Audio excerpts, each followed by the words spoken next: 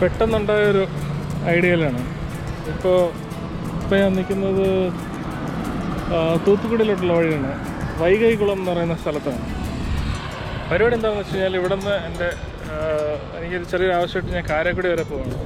So കാരക്കുടിയിൽ നിന്ന് രാമേശ്വരം, ധനുഷ്കോടി, അവിടെ നിന്ന് വാഗമൺ, ഇതാണ് പ്ലാൻ. സോ ഞാനും എൻ്റെ ചിറ്റപ്പനും കൂടെ കാറും എടുത്ത് ഇറങ്ങിയേക്കുക. ഇന്ന് ഉച്ച കഴിയുമ്പോഴത്തേക്കും കാരക്കുടി എത്തുവാനാണ് പ്ലാൻ.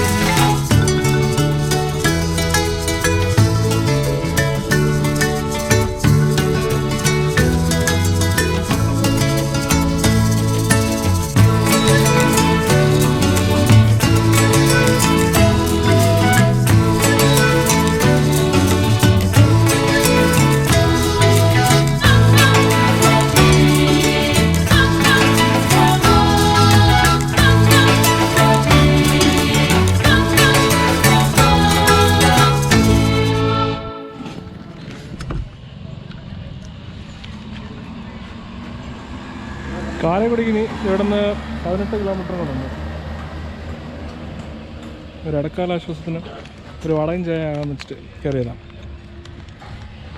ഇനി കാരക്കുടി ചെന്നിട്ട് അളഗപ്പ യൂണിവേഴ്സിറ്റി എന്ന് പറയുന്ന യൂണിവേഴ്സിറ്റി എനിക്ക് കുറച്ച് പണിയുണ്ട്. അത് കഴിഞ്ഞിട്ട് വേണം ബാക്കിയുള്ള പരിപാടി.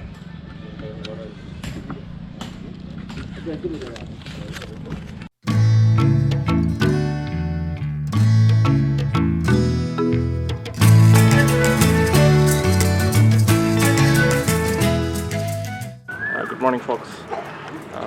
സോ ഇന്നലെ ഇവിടെ വന്നിറങ്ങിയതില്ല, കാരക്കുടിയിൽ എത്തിയത് മുതൽ വല്ലാത്ത മഴയും കാറ്റും കൊള്ളുമൊക്കെ ആയിരുന്നു. സോ ക്യാമറ ഒന്ന് പുറത്തെടുക്കാനോ അല്ലാതെ ഒരു ഫോട്ടോ എടുക്കാനോ ഒന്നിനും പറ്റിയില്ല. സോ ഇന്ന് രാവിലെ എണീറ്റപ്പോഴും ഇതുപോലെ കണ്ടില്ലേ, മൂടിക്കെട്ടിയിരിക്കുകയാണ്. പക്ഷേ നമ്മൾ എന്തായാലും പോകാൻ ഉറപ്പിച്ച സ്ഥലങ്ങളിലേക്ക് പോകാമെന്നുള്ള തീരുമാനത്തിൽ തന്നെ നിൽക്കണം. ഇന്ന് രാവിലെ പോകുന്നത് ഇവിടുന്ന് തിരുമയം എന്ന് പറയുന്നൊരു കോട്ടയുണ്ട്. സോ ആ കോട്ടയിലോട്ട് പോകാനാണ് പ്ലാൻ, ആദ്യത്തെ പ്ലാൻ. സോ തിരുമയം കോട്ട കണ്ടതിന് ശേഷം അവിടെ നിന്ന് റിട്ടേൺ വരുന്ന വഴിയിൽ ആത്തങ്കുടി പാലസ് എന്ന് പറഞ്ഞിട്ട്, ഇവിടുത്തെ കാരക്കുടിയുടെ തനതായ ശൈലിയിലുള്ള വീടുകളാണ്. പക്ഷേ പാലസ് എന്നാണ് അവർ പറയുന്നത്, അത് ഒരാളുടെ വീടാണ്. അതിപ്പോൾ ഒരു മ്യൂസിയം പോലെയൊക്കെ മെയിൻറ്റെയിൻ ചെയ്ത് കാണിക്കുകയാണ് ചെയ്യുന്നത്. സോ ആത്തങ്കുടി പാലസ് കാണുക, എന്നിട്ട് അവിടെ നിന്ന് നേരെ ഇവിടെ നിന്ന് ചെക്കൗട്ട് ചെയ്തിട്ട് രാമേശ്വരത്തോട്ട് പോകുന്നതായിട്ടാണ് ഇന്നത്തെ പ്ലാൻ. സോ രാമേശ്വരം ഒരു ബുക്കിങ്ങും ഇല്ല, ഒന്നുമില്ല. ജസ്റ്റ് പോകുന്നു, അവിടെ പോയതിന് ശേഷം അവിടെ എന്ത് ചെയ്യാൻ പറ്റും എന്നുള്ളത് നോക്കാനാണ് പ്ലാൻ. സോ ഇതാണ് ഇന്നത്തെ പരിപാടി. കാരക്കുടിയിലെ വിശേഷങ്ങൾ പറയണമെന്നുണ്ടെങ്കിൽ ഇവിടുത്തെ ഏറ്റവും സ്പെഷ്യലായിട്ടുള്ള സാധനം എന്ന് പറയുന്നത് ഇവിടുത്തെ ഫുഡ് കൾച്ചറാണ്. സോ ഇവരുടെ ഫുഡ് മേക്കിംഗ് ടെക്നിക്സ് എല്ലാം തന്നെ ഒരു പെക്യുലിയർ സ്റ്റൈലാണ്. നമ്മുടെ കേരള സ്റ്റൈൽ എന്ന് പറയുന്ന പോലെ തന്നെ ഇവിടുത്തെ ഭയങ്കര ഈച്ച കേട്ടോ ഇവിടെ. കേരള സ്റ്റൈൽ എന്ന് പറയുന്ന പോലെ തന്നെ ഇവരുടെ ഭക്ഷണ രീതിയിൽ ഒരുപാട് ഈ വറുത്ത മുളക്, ചുവന്ന മുളക് ചേർക്കും. സോ ചെട്ടിനാടൻ സ്റ്റൈൽ ഫുഡിൻ്റെ പ്രഭവ കേന്ദ്രം എന്ന് പറയുന്നത് ഈ കാരക്കുടി ഇവിടുത്തെ കമ്മ്യൂണിറ്റികളൊക്കെ തന്നെയാണ്. സോ ഇന്നലെ രാത്രി ഞങ്ങൾ അത്താഴം കഴിക്കാൻ പോയത് ഇവിടെ പ്രസിഡൻ്റ് എന്ന് പറയുന്നൊരു ഹോട്ടലാണ്. പേര് കേട്ടാത്തൊന്നും വലിയ സ്റ്റാർ ഹോട്ടലൊക്കെയാണ്, പക്ഷേ ചെറിയൊരു സെറ്റപ്പാണ്. ഭയങ്കര എന്താണ്, വലിയൊരു ഏരിയ. അതിനകത്ത് ആൾക്കാർ ആഹാരം കഴിക്കാൻ എത്തിയതിനേക്കാളും വലിയ ഏരിയ അവിടുത്തെ കിച്ചണാണ്. കിച്ചണൊക്കെ ഓപ്പണാണ്, നമുക്ക് അകത്ത് കയറിയൊക്കെ നോക്കുകയും ചെയ്യാം. അവിടെ ഇന്നലെ കൊത്തു പൊറോട്ട കഴിച്ചു. എൻ്റെ ജീവിതത്തിൽ ഇതുവരെ ഞാൻ ഇതുപോലത്തെ കൊത്തു പൊറോട്ട കഴിച്ചിട്ടില്ല. അത്രയ്ക്ക് ആസം കൊത്തു പൊറോട്ട. അതും എൻ്റെ കൂടെ വന്നത് എൻ്റെ ചെറിയച്ഛനുണ്ട്. സോ ഞങ്ങൾ രണ്ടുപേരും കൂടെ ഈ കൂണ് കൊണ്ടുള്ള കൊത്തു പൊറോട്ടയും അല്ലാത്ത കൊത്തു പൊറോട്ടയും മേടിച്ചിട്ടുണ്ടായിരുന്നു. രണ്ടും വ്യത്യസ്തമായിട്ടുള്ള ഗ്രേവി കൊണ്ടുണ്ടാക്കിയതും അന്യായ ടേസ്റ്റ്. ഇവിടെ വരുന്നവരുണ്ടെങ്കിൽ അത്യാവശ്യമായിട്ട് ട്രൈ ചെയ്യേണ്ടുന്ന ഒരു സാധനമാണ് ഇവിടുത്തെ കൊത്തു പൊറോട്ട. പിന്നെ ഈ പ്രസിഡൻ്റ് എന്ന് പറയുന്ന ഹോട്ടലിനടുത്ത് തന്നെ ഫ്രണ്ട്സ് എന്ന് പറയുന്ന വേറൊരു ഹോട്ടലുണ്ട്. അവിടെ നോൺ വെജിറ്റേറിയൻ ഫുഡ് കിട്ടും. ചിറ്റപ്പൻ നോൺ വെജ് കഴിക്കുന്ന ആളാണെങ്കിൽ പോലും പുള്ളി ഇന്നലെ വേണ്ട വെജ് മതി എന്നുള്ളൊരു തീരുമാനമായതുകൊണ്ട് ഞങ്ങൾക്ക് അങ്ങോട്ട് പോകാൻ പറ്റിയില്ല. സോ തീർച്ചയായിട്ടും ഇവിടെ വരുന്നവർ ട്രൈ ചെയ്യേണ്ട സാധനമാണ് ഇവിടുത്തെ ലോക്കലൈസ്ഡ് ഫുഡ്. അല്ലാതെ ഇവിടെ വന്ന് മസാല ദോശ ഒന്നും വാങ്ങിച്ച് കഴിക്കരുത്. ഇവിടെ കിട്ടുന്നത് ബിരിയാണി, അതുപോലെ തന്നെ ചെട്ടിനാടൻ ചിക്കൻ വിഭവങ്ങളും മട്ടൺ ഇവിടുത്തെ സ്പെഷ്യലാണ്. പിന്നെ ഇതുപോലെ കൊത്തു പൊറോട്ട, വെജിറ്റേറിയൻസ് ആണെങ്കിൽ കൊത്തു പൊറോട്ടയൊക്കെ ട്രൈ ചെയ്യാം. തിരുമയം എന്ന് പറയുന്ന ടൗണിലാണ് ഞാനിപ്പോൾ നിൽക്കുന്നത്. ഇവിടെ ഇപ്പോൾ ഈ കോട്ട തുറക്കാനായിട്ട് 9 മണി വരെ സമയമുണ്ട്. സോ അപ്പോഴത്തേക്ക് ഞങ്ങൾ ബ്രേക്ക്ഫാസ്റ്റൊക്കെ കഴിച്ചിട്ട് വരാമെന്ന് പറഞ്ഞ് ഇറങ്ങിയതാണ്. അപ്പോൾ ടൗണിനടുത്തുള്ള ഒരു ജസ്റ്റ് ടൗണെന്നൊന്നും പറയാനില്ല, ഒരു ചെറിയൊരു ഗ്രാമമാണ്. അപ്പോൾ ഈ ഗ്രാമത്തിൽ ചെറിയൊരു റെസ്റ്റോറൻറ്റിലാണ്, ഹോട്ടൽ കാര്യങ്ങളുണ്ട്. ഒരു ഫാമിലി നടത്തുന്ന ഹോട്ടലാണ്. അപ്പോൾ ഇവിടുത്തെ സ്പെഷ്യാലിറ്റി ഞാൻ കണ്ടെന്താണെന്ന് അറിയാമോ? ആഹാരം കഴിച്ചിട്ട് ഇലയൊക്കെ ഇവിടെയാണ് കൊണ്ടിടുന്നത്. ഇല കൊണ്ടിടുമ്പോഴത്തേക്ക് അത് തിന്നു തീർക്കാനായിട്ട് ഇവിടെ തന്നെ എടുത്ത് നിൽപ്പുണ്ട്. സോ ഇവിടെ ഒന്നും വേസ്റ്റ് ആകുന്നില്ല, എല്ലാം അപ്പോൾ തന്നെ റീസൈക്കിൾ ചെയ്ത് കളയാണ് ചെയ്യുന്നത്. ഞങ്ങളിപ്പോൾ തിരുമയം ഫോർട്ടിൽ എത്തിക്കഴിഞ്ഞു. സോ ഇവിടെ ഫോർട്ട് ഓപ്പൺ ചെയ്യണമെങ്കിൽ, അതായത് അവിടുത്തെ ടിക്കറ്റിംഗ് സിസ്റ്റമൊക്കെ ഓപ്പൺ ആണെങ്കിൽ 9 മണിയാകുമെന്ന് പറഞ്ഞു. ഞങ്ങൾക്ക് ഇനി ഒരു 15 മിനിറ്റും കൂടെ സമയമുള്ളതുകൊണ്ട് ജസ്റ്റ് ഇതിൻ്റെ താഴെയുള്ള ഈ ഒരു അമ്പലവും സെറ്റപ്പൊക്കെ ഉണ്ട് ഇവിടെ. സോ അതൊക്കെ കാണാനായിട്ട് ഇറങ്ങിയതാണ്. സോ ഇവിടെ വന്ന് നോക്കിയപ്പോഴത്തേക്കുണ്ട് ഈ കർണാടകയിലുള്ള ഗംഗ ഹൊയ്സാല അവരുടെയൊക്കെ സ്റ്റൈലിലുള്ള ഒരു ഒക്ടഗണൽ ഷേപ്പിലുള്ളൊരു കുളമൊക്കെ ഉണ്ട് ഇവിടെ. ഇത് ആക്ച്വലി കെട്ടിയത് 17th സെഞ്ച്വറിയിൽ രാമനാട് കിങ്ഡം അവരാണിത് ഈ കോട്ടയം കൊത്തളമൊക്കെ ഉണ്ടാക്കിയത്. 7 കോൺസെൻട്രിക് സർക്കിൾസ് അകത്തുള്ള റിംഗ് ഫോർട്ടസ് എന്ന് പറയുന്ന ടൈപ്പ് ഫോർട്ടാണിത്. പക്ഷേ ഇപ്പോൾ അതിൽ 4 ബാക്കിയുള്ളൂ. പിന്നെ ഇതിൻ്റെ ചരിത്രപരമായിട്ടുള്ള ഇമ്പോർട്ടൻസ് എന്ന് പറയുന്നത് വീരപാണ്ഡ്യ കട്ടബൊമ്മൻ്റെ അനിയൻ ഊമദുരൈ, അദ്ദേഹത്തെ ബ്രിട്ടീഷുകാർ പിടികൂടിയത് ഈ കോട്ടയ്ക്കകത്ത് വെച്ചിട്ടാണ്. അതുകൊണ്ട് തന്നെ ഈ ലൊക്കാലിറ്റിയിലൊക്കെ ഇതിന് പേര് ഊമയൻ കോട്ടை എന്നാണ് പറയുന്നത്. പക്ഷേ ഇപ്പോഴും ഈ തിരുമയം ഫോർട്ട് എന്നൊക്കെ പറയുന്നത് 2012 ഇത് റിനോവേറ്റ് ചെയ്തതിന് ശേഷം, ASI റിനോവേറ്റ് ചെയ്തതിന് ശേഷം ആണ് ഈ തിരുമയം ഫോർട്ട് എന്നുള്ള പേരിൽ അറിയപ്പെടുന്നത്. തിരുമയം എന്ന് പറയുന്നത് ഈ ഇവിടുത്തെ ഈ ഗ്രാമത്തിൻ്റെ പേരാണ്.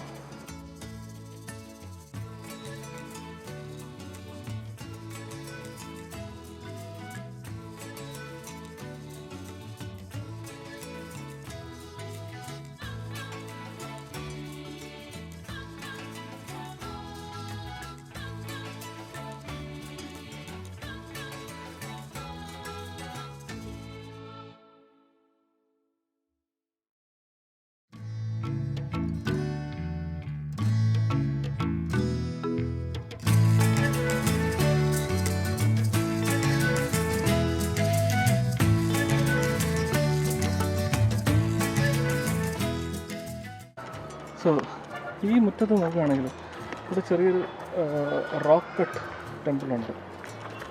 അതിനകത്തോട്ടൊക്കെ പോകാൻ വഴിയുണ്ട്.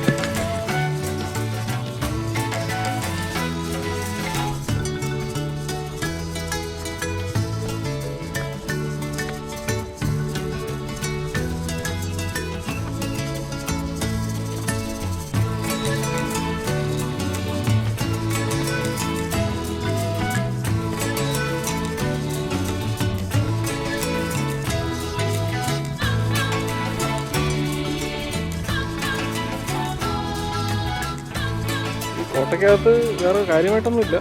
ജസ്റ്റ് ഉള്ളത് ഈ ഒരു പീരങ്കി വെച്ചിട്ടുണ്ട്. ബ്രിട്ടീഷുകാരുടെ അടുത്ത് നിന്ന് പൊക്കിയതാണെന്ന് തോന്നുന്നു.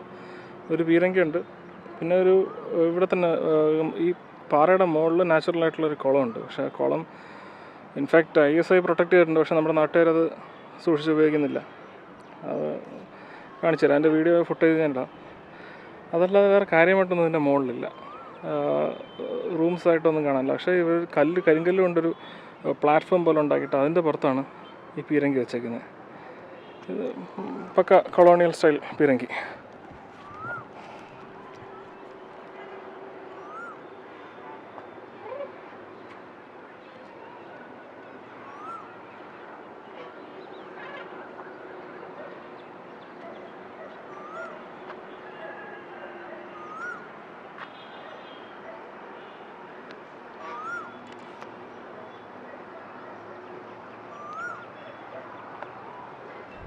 അങ്ങനെ ഇന്നത്തെ ആദ്യത്തെ പ്ലാൻ തിരുമയം ഫോർട്ടിൻ്റെ പരിപാടി ഇതോടെ കഴിഞ്ഞു.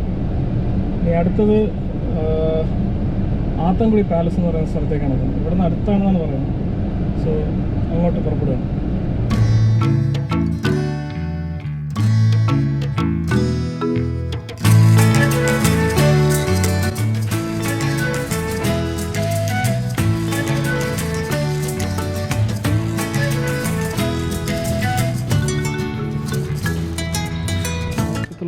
ൽ 5 വർഷം കൊണ്ട് കെട്ടിയ വീടാണിത്. അതിൻ്റെ മുകളിലൊക്കെയുള്ള വുഡ് വർക്ക്, ഇതെല്ലാം ഫുള്ള് വുഡ് വർക്കും താഴെയുള്ളതൊക്കെ ഇറ്റാലിയൻ മാർബിൾസിൻ്റെ ഈ ഗ്രാനൈറ്റ് സഹിതം, ഈ തൂണ് കെട്ടിയ ഗ്രാനൈറ്റ് സഹിതം ഇറ്റാലിയൻ മാർബിൾസ് കൊണ്ട് ഉണ്ടാക്കിയതാണ്. ഈ ചവറിലൊട്ടിച്ചേക്കുന്ന ഈ ടൈൽസ് എല്ലാം ജപ്പാനിൽ നിന്ന് ഇമ്പോർട്ടഡും ഈ ഗ്ലാസസൊക്കെ ബെൽജിയം ഇമ്പോർട്ടഡുമാണ്. Belgium glasses.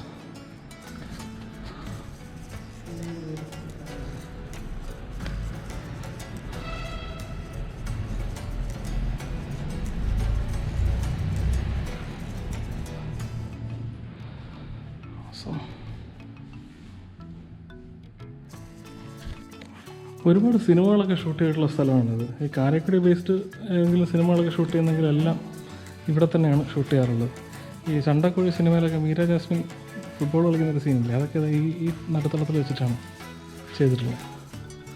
ഭയങ്കര ഭംഗിയുള്ള സ്ഥലമാണ്. ഈ കാണുന്ന ഈ തടി എല്ലാം വന്നിട്ട് ബർമയിൽ നിന്ന് ഇമ്പോർട്ട് ചെയ്ത തേക്കുകൾ അതിൽ പണിതിട്ടുള്ളതാണ്. പിന്നെ ഈ തറയിലിട്ടിരിക്കുന്ന ഈ ടൈലിലൊക്കെ പോർച്ചുഗീസിൽ നിന്ന് കൊണ്ടുവന്ന മാത്രമേ എല്ലാം നല്ല നന്നായിട്ട് ജീവിച്ച ആൾക്കാരുടെ സ്ഥലമാണ്.